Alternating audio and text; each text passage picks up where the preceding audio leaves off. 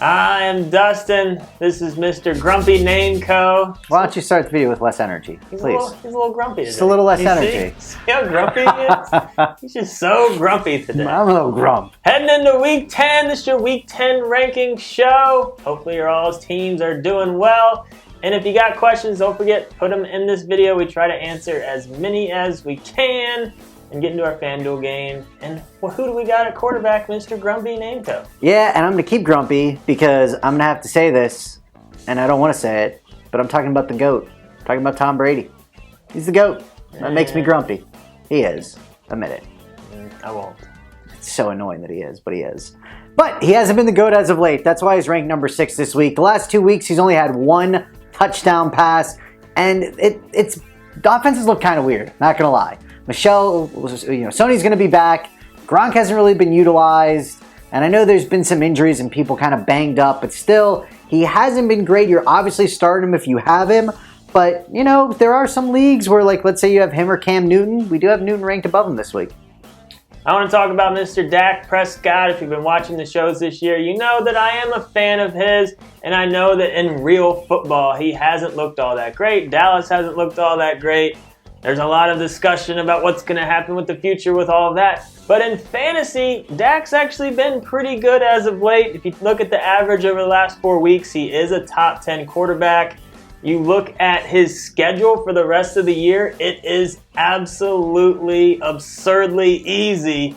He's someone to very much keep an eye on. And we got him at 17 this week just because it's not quite all there yet, and the guys above him have a lot of really nice matchups. But don't forget about Dak. I'm still saying it. I think he has a nice second half.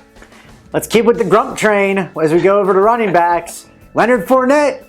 Thanks, buddy. Grumpy. Grump is right. 6 out of the last 7 he's missed with a hammy injury. Whatever, dude.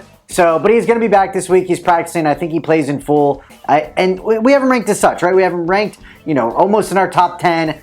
Full accompaniment of stats we think he's going to be getting. So if you drafted him and you've been waiting all of this time, don't wait one more week. Plug him in. Thanks a lot, Mr. Fournette. You know what, though? They waited long enough. You got to think he's got to be good. He's got to be good. He's got to be good. It's been so long since he's played. I want to talk about Dion Lewis. It looks like Tennessee has finally wised up, and they're going to move more towards Lewis. He looked good, and I was optimistic about Henry coming into the year. It just hasn't worked out. Lewis, they need to get the ball in his hands more. 4 catches for 60 yards last week. That's where his real value is. Get him involved in the passing game. He's had 2 really good games in a row, and a game where they're probably going to be playing from behind against New England. You got to think he's in line for a solid workload in the passing game. If you know Dion Lewis, have him send Dustin an autographed jersey, because Dustin, I think, is the biggest Dion Lewis fan out there. I love that guy. For the longest amount of time. You liked him before, nobody liked him. He's so shifty. I will give you that. Oh, so I was grumpy when I was looking at these. Grumpy again, Kenyon Drake. What happened to you last week, dude? You got 3 rushes for 19 yards. You got 6 targets at least, but you caught 4 of them for 26. It's just like he blew up the last 2 weeks. You're like, oh, it's going to be exactly like last year. And then what was that last week? But again, what we're thinking about is in this week, he's definitely still a flex option. He might be a little bit hit or miss, but he has shown a propensity that he can blow up. So don't be too worried about last week. He's got to get more touches. He just has to. You would think so. He has to. There's no way he won't. At number 29. More than 3 rushes? 3 rushes? Are you serious? He had they just keep 4 billion yards the week before. They just keep feeding old man Gore. Ugh. At number 29, Mike Davis. We're ranking him as if Carson isn't going to play. They're saying they're going to rest him through practice. He might play, but we're thinking that Carson probably doesn't go. So we got Mike Davis at 29. He had 15 carries last week, and he's been solid when given the touches, and Penny still seems to be trying to dig out of whatever hole he's been in all season. He still is not quite Speaking of grumpy touches. I'll be grumpy about that one. But Mike Davis will be a decent flex option this week if Carson ends up sitting. And congrats to our FanDuel winner last week, AB Kessel 1 took us down, finishing the money. Oh, I did terrible last week. Did not bring. And I talked about buy up, make sure you get the Bears D. And you know what I didn't do? I didn't do it. I had some Bears. I talked all about that. But click on the link in the description, get into our game if you haven't been doing it, and thank you to everyone who has been. But it's FanDuel.com/FST. Get in there and play some FanDuel. Yeah, get in the game. All right, going to receivers. Not grumpy about this guy. Tyler Boyd. It's been good. Dang, has he been good.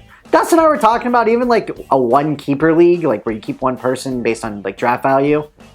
He's in the consideration for my boy over here. And he should be. If you can keep him in the 15th round and you think he's a high upside wide receiver too, he's definitely a high upside wide receiver too. And now AJ Green's out. Last week he had 10 targets, 9 catches, $138, had a touchdown. He's clearly the number one guy out there, and you would think with AJ being out, they would roll coverage. It looks like it doesn't matter. This guy is the real deal. He's legit, and we know Dalton likes to favor people. Now with not AJ there, I'm expecting double-digit targets out of him again. Target monster with a lot of talent equals nice high on our rankings. Mr. Boyd. Mr. Boyd. And just inside our top 20. Mr. Boyd! Calvin Ridley. Now this is the guy, after his week 3s and 4s, everyone was drooling all over him, and for good reason. He blew up, but defenses wised up, started paying a little bit more attention to him. Weeks 5, 6, and 7, not that great, but he had a solid game. His last game out, found the end zone. So we'll see. At Cleveland, I think he is turning it's going to be a roller coaster with him. It's going to be hit or miss whether he finds the end zone or not, but the upside will be there with him every week on that offense.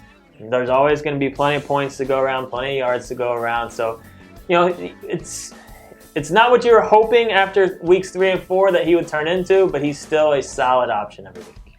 All right, talking about Golden Tate and his new home on the Philadelphia Eagles. I still don't know if it's great for him.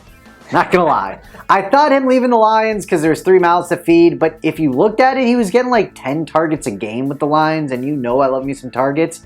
I don't know if he's going to get 10 targets with Philadelphia. So previous weeks we were ranking him higher than this, but first game with Philly, we really want to see how it is. So if you have other options at receivers, and not Woods, you're going to start Woods. Don't ask me about stupid Woods. Woods is good. Then I'm just so sick of the Woods questions. We rank him like in our top 10 every week. And we're always asked, should I start him or Deshaun Jackson? It's like, dude, Woods is good.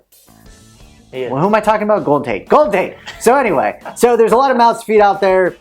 You can start them if you're in a deeper league and you have to, but there's other options. I want to take a wait-and-see approach to them. I don't think it's going to be necessarily like what the Cowboys did with Cooper and feature him right off the bat because the Cowboys had to because they wasted a first-round pick on him, like a bunch of donks. Way to go, Jerry.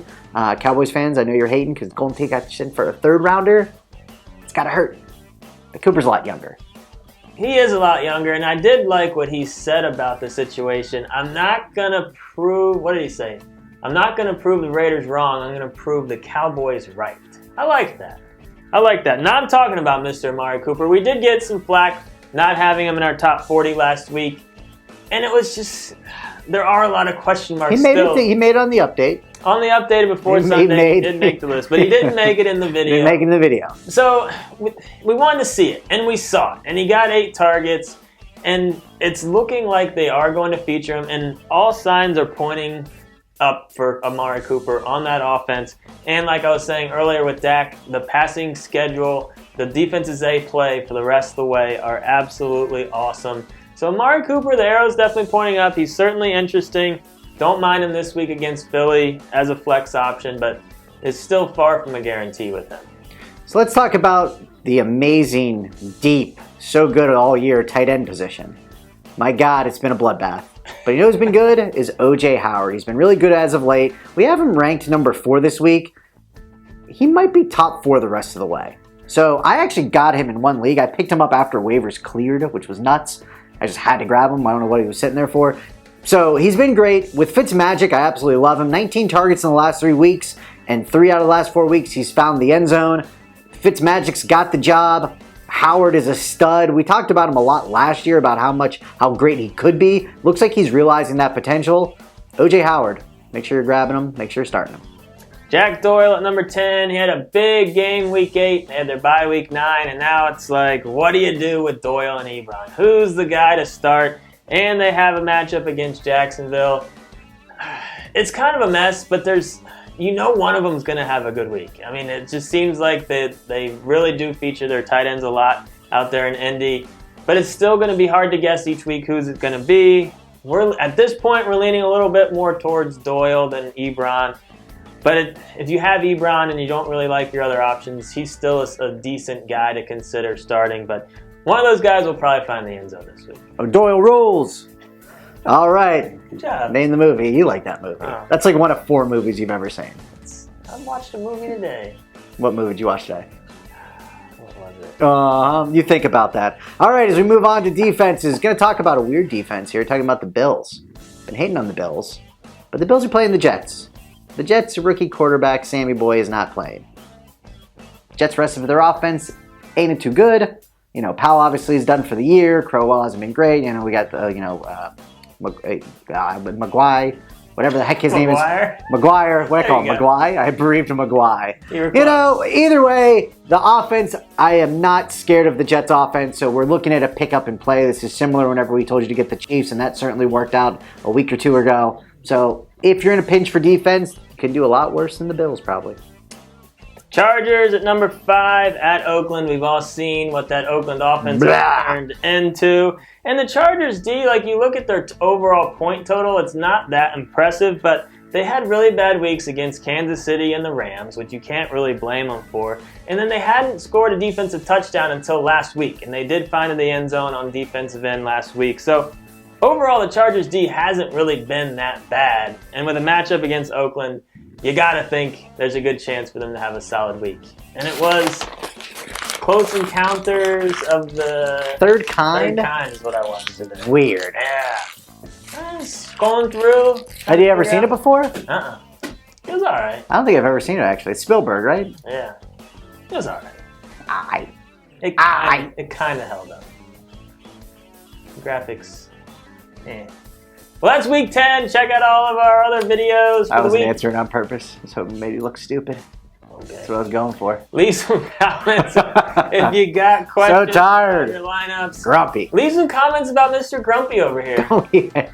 Did he look grumpy? Did he look as grumpy as he was acting before the video? I wasn't actually. Dustin thinks I'm like this grumpy guy. Just real grumpy. I wasn't that grumpy. It was pretty grumpy. I wasn't that. I wish I had a clip of it so I could put it in here and show people how grumpy probably he was. do in this weird studio of yours. You probably got hidden cameras everywhere, you weirdo.